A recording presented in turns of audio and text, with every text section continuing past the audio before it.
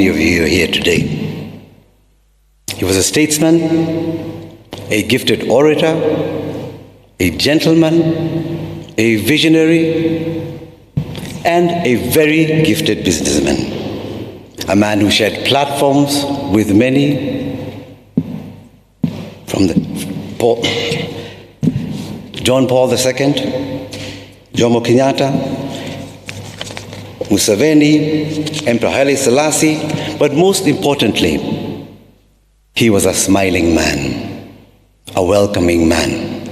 There's no person who would come home and not be gifted with a cup of tea, not be gifted with lunch, and more importantly, gifted with his smile. We will continue to love him. He was our pillar, our strength, and our visionary. The wonderful memories of him playing football with us on the garden, watching football made in Germany, watching wrestling, watching running, watching the Olympics, all those memories are etched in us.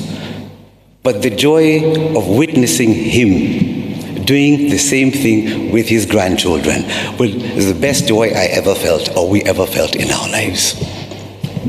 And we were blessed for those moments. Our father was full of amazing stories. Because of the colorful life he lived,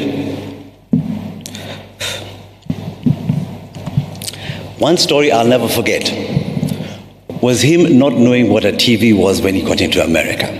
So when he finally dawned on him that the TV, that people had come on a glass screen, he was amazed, shocked. He kept looking behind the TV screens. How is this person in this glass? He was completely amazed on his arrival in America. Our relationship was excellent, but deepened during the COVID period, because he made me personally his groomsman. And every 4 days, I would go, groom him, and straight after that, we would share a glass of wine, if not 2 or 3. We had a gay old time sampling in the wine, but he always reverted to his favorite wine, Lambrusco. The targets he set upon us, the professional targets, are untold. He was the chairman of CMG, he was the chairman of Cabacid Limited, he was the chairman of GMC, he was the chairman of East African Bag and Cordage, he was a director of Block Hotels, he was a director of Bata Shoe Company, he is the chairman, was the chairman of Kwacha Group of Companies. That is his professional legacy that he leaves us. That huge milestone always put us in awe. But over and above that, he didn't just set his targets on his professional career. He set his targets and fulfilled them. For instance, his family target.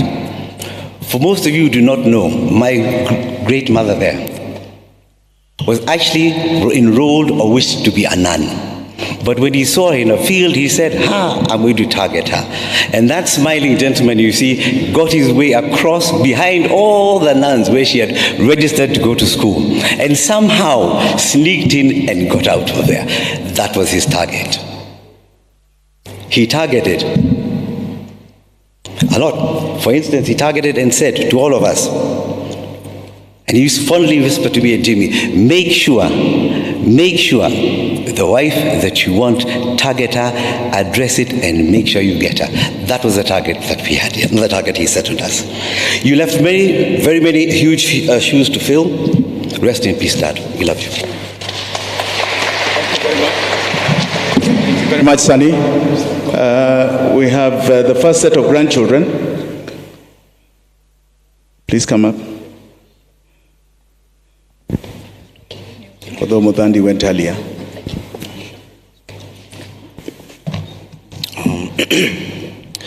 Good afternoon. On behalf of my grandmother, Shushu, and the rest of the family, I want to thank you all for being here. I want to thank you for mourning with us on the passing of my grandfather. I am not really a public speaker. I think I got that from him. Just joking. We all know Honorable Maina Wanjigi loved to speak, and he loved to speak in public.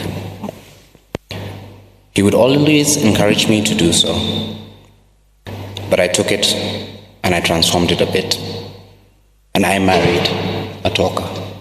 I married Susan Wanjigi, who is on radio.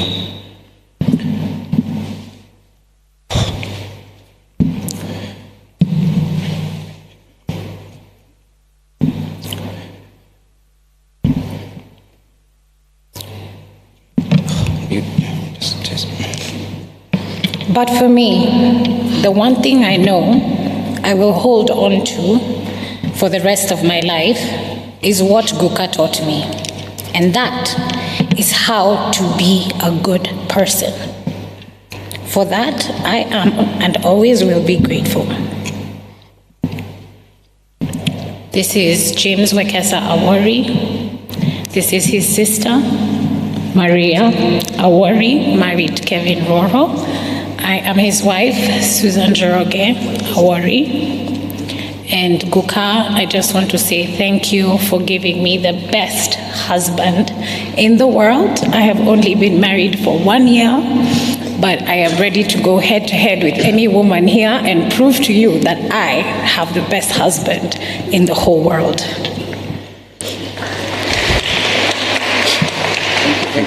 So in not so many words, rest well, Guka, and thank you. Thank you very much. Maina and Wambui.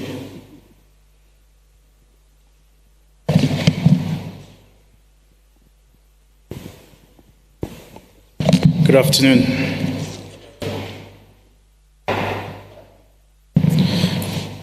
When I was thinking about what to say, there was one sentence that kept ringing in my head, and that was, we're soldiering on.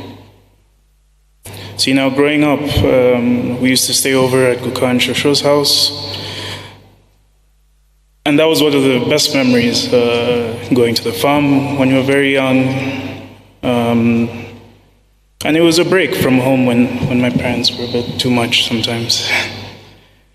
The meets, the bonding, even with my fellow cousins. Our grandparents would give us very good knowledge into what life would throw at us. And that sentence, we're soldiering on, was always there. Now, when I was away during